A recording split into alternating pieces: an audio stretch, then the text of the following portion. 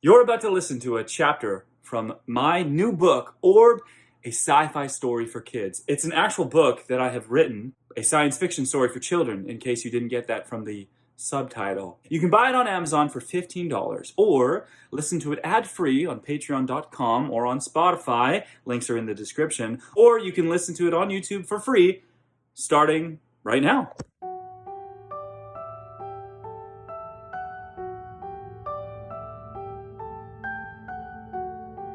ORB, a sci-fi story for kids. Chapter 1. The Friend That Fell from the Sky. This is a story that takes place on a planet. Not just any ordinary planet. This is a very special planet. This planet is huge and is crowned with great mountains and has fire at its core.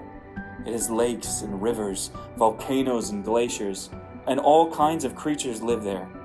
But most importantly, this planet is home to a people. The people who live there call the planet Earth. This is also a story about a boy. That boy's name is Theo. Theo was a typical 9-year-old kid. He liked to read, he liked his schoolwork, and he liked to play soccer. But Theo had a problem. He didn't have any close friends. Sure, Theo had some friends. He could have called the boys on his soccer team friends, but some of them weren't very nice to him. Theo had some friends at church, too. His uncle was the pastor, and his son, Theo's cousin, was the only other boy his age. But Theo's cousin went to a big school and had lots and lots of other friends. In fact, every kid Theo ever played with seemed to know way more other kids than he did. So Theo thought about it a lot. He thought about how he had few friends and no close friends. And Theo thought that was a problem. Although Theo did love his family, as far as he knew, they were his closest friends. Theo thought his parents were the best ones a kid could have. His mother taught him school. Some people call him a homeschooler, but he liked to think of himself as a student, just like any other kid. The only difference was he could go to school in his pajamas, and his teacher seemed to love him endlessly. In fact, she usually gave him hugs and kisses throughout the school day. His teacher was his mama. Theo had a strong, loving papa also, and a younger sister named Lydia. She was a little over 1 year old and had become his little sister last year when his family adopted her. Before that, she was born somewhere in Europe. Theo couldn't always remember where she was from, but it didn't matter to him. He had a baby sister, and that was that. One calm night, when the sky was black and the stars were bright, Theo looked out his window, and as he normally did before bedtime, he stared at the stars and the moon. He tried counting the stars, but lost track pretty soon after. He remembered a story from the Bible where God challenged Father Abraham to do the same. Theo laughed to himself. Schoolwork and finished eating his lunch, he was free to go play. But Mama wanted him to stay inside until Papa got home to take him to the forest. So he went upstairs and looked out his window for hours. He would not think about anything else. From his window, he could see there was no more smoke, but there were many shapes moving amongst the trees. They looked like men, but they were smaller. Some of them were dark, others were lighter colored. Theo's imagination ran wild. Else to that patch of trees and see what had fallen from the sky. Theo quickly ran downstairs. Mama raced after him and smiled to Papa as he pulled onto the driveway. "Let's go then," said Papa with a laugh. Their town was pretty small, so lots of the kids in his neighborhood walked to and from the big school every day. Papa worked earlier in the morning and usually came home at 3 o'clock, so the big school was let out around the same time Theo and Papa walked to the forest. However, that day, the whole street next to the forest was sectioned off by yellow tape, and RCMP officers were walking in and out of the forest For approval. She nodded, and with that, Theo and Papa were off to see what had landed in the forest. "Be gone only a few minutes, you two," Theo's mother called. "Got it, Mama," Theo said as he ran out the door. That surrounded the scene, Theo spotted Carly. She looked different in the daytime. Her hair was orange, and she seemed a lot older than Theo, maybe even 2 years older. He walked up to her to say hello and ask her about last night, to see if she went into the forest or not. "Ask me later," she whispered to him. And at last, 5 minutes later, Theo and Papa came upon the patch of trees. Papa could see a cloud of smoke rising from behind the first row of tall cedars as they approached. "You weren't kidding, were you, Theo?" "No," Theo replied quietly as he gazed at the tree line. There were thick bushes and tall trees, and between all of it, Theo could see the slight flicker of a fire. Theo started walking forward. Papa quickly grabbed his shoulder. "It's probably best if we don't go in." "But it came from the sky!" Theo shouted. "Yes, and it could be an expensive satellite, or could carry some kind of space germs," Papa suggested. "Space germs?" Theo questioned. "Anyways," Papa said quickly, "we should get to bed. Come on, Theo, let's go home." The lasted a week. It was a very, very long week for Theo. All he could think about, whether at soccer practice, church, or at the dinner table, was wandering into that patch of trees and finding out what fell from the sky. Throughout the week, many cars and trucks came and went from the forest. On the second day, Theo spotted a helicopter flying overhead. On the third, adults wearing black suits showed up driving big black cars. But by Monday of the next week, the RCMP and the other suits were all packed up and drove away. That night, he looked out at the forest. It was so still. Tomorrow was the day. He had made plans with Papa to wake up super early before Papa went to work and go peek inside the forest. Papa seemed just as excited as Theo was. In his hands, the orb changed. Rings of colors quickly flowed across its surface, first yellow, then red, then blue, and then green. The orb stayed the color green and it glowed. It got really heavy too. Theo struggled to hold the orb up. He started to bend over from the weight. He set the orb on the forest floor and stared at the glowing green surface. And then something even more amazing happened. The orb started to float. Theo wasn't expecting this, so he fell forward and hit his head on the orb.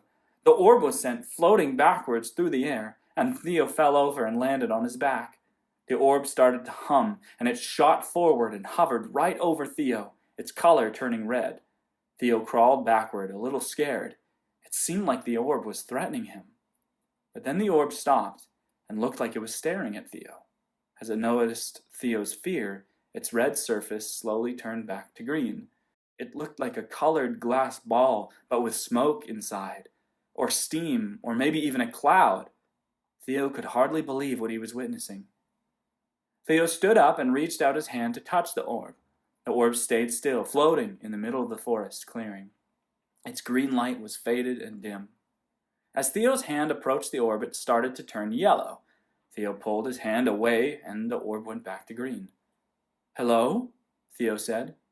It almost seemed like the orb was reacting to what Theo did, as if it could feel. The orb started to spin slowly. It came closer and looked at Theo's shirt.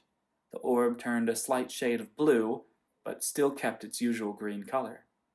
"You're so cool," Theo said. His mind was racing. This floating ball thing was alive? "Do you want to come home with me?" Theo asked with great excitement.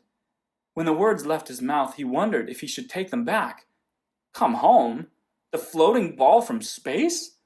But Theo really wanted to bring it home and show Mama and Papa what he had found.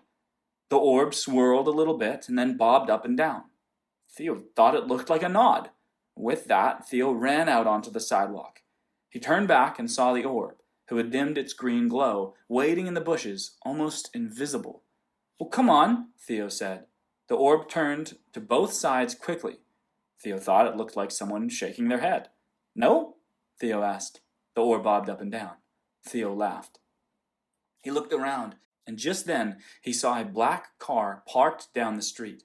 He thought it looked just like the black cars that had come and gone in the last week. "Maybe they're watching for you," he said. He turned back and entered the bushes again. "Come on, silly. You can trust me. Come meet Mama and Papa. They'll know what to do." Theo held out his fist. The orb just floated there in the bushes. "Well, come on, pound it," Theo said. He put his two fists together to show the orb. The orb slowly floated forward. It wasn't green anymore, but had the same colorless, reflecting look to it as when Theo had first seen it. As the sun was slowly starting to set, Theo could hardly tell the orb was there. It just looked like a really big bubble. The orb gently bumped Theo's fist. He chuckled. "Awesome," he yelled. "Well, come on!" Theo ran home, full of excitement. The orb floated next to him on his right side, so the parked car wouldn't see. After a few minutes, they were home. "Here," Theo said as he turned around on his front steps. "Let me hold you. I want to show you to Mama and Papa." The orb made a little screeching sound and sunk to the ground. No, it's okay. You can trust them. They're my parents." Theo couldn't lift the orb for a few moments, but eventually the orb became lighter and Theo was able to hold it up. Theo ran inside. "Mama, Papa, look what I found!" "I was wondering what took you so long," Mama said. "I went back to the forest and look," he said, holding the orb against his stomach. "A soccer ball, neat," Papa said. "But you're soaked, son. Did you fish that thing from the creek?" "What? A soccer ball?" Theo looked down at the orb in his hands. It had changed its color to look exactly like the soccer ball it had seen on Theo's shirt, even with the black and white pattern. "No, it's not," Theo said. "It can float, look!" He threw it up into the air, only to watch the orb fall to the floor with a thud. "Well, it sure does sound flat," Papa said. "Should we pump it with some air after supper?" "What?" Theo whispered with a sigh. "No, that's okay." "Well, how about you getting some dry clothes before supper?" Papa said. Theo walked past the orb toward the linen closet to get a towel. He quickly turned back to see what the orb would be doing, but it just sat there, still, like a soccer ball. After a very silent supper, Theo brought the orb up to his room.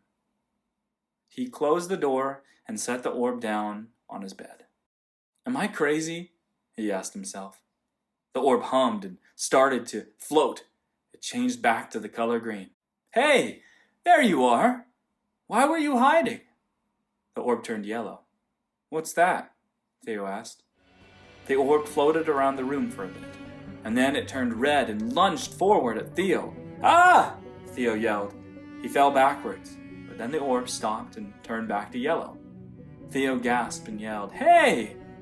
But then he noticed the orb's sudden color change. It had turned red after Theo bumped into it in the forest. If the orb was red when it was angry or hurt, maybe it was yellow when it was afraid. "Scared?" Theo asked. "Were you scared?" The orb bobbed up and down. "Is everything all right in there?" Mama yelled from downstairs. "Yes, I'm good," Theo replied. He steadied himself and walked up to the orb. He put his hand on its right side. "You don't have to be afraid of Mama and Papa. They're safe." The orb turned to the left and right again, as if shaking its head. "Okay, well, I guess you can hide out with me for a little bit, while you get to know them." The orb hummed loudly in a high-pitched tone which made Theo laugh. "You're funny, floaty ball thing," he began. "But I have to tell my parents soon. I can't keep secrets from them." The orb hummed and plumped itself down on Theo's bed, turning a shade of blue. Theo sat next to the orb and began asking it all kinds of questions. The orb didn't speak any language that Theo could understand. It just made humming and wiring and buzzing sounds. Sounds like that. That evening, Theo marveled at its ability to change colors and change its texture. Sometimes it was smooth, and then it would be rough or bumpy. It could float or become super heavy. Theo was amazed. As far as Theo was concerned, this was the best day of his life.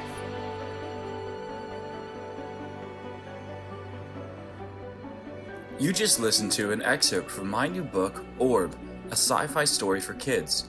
The full book is available for purchase on Amazon, or you can listen to it all ad-free on patreon.com or on Spotify.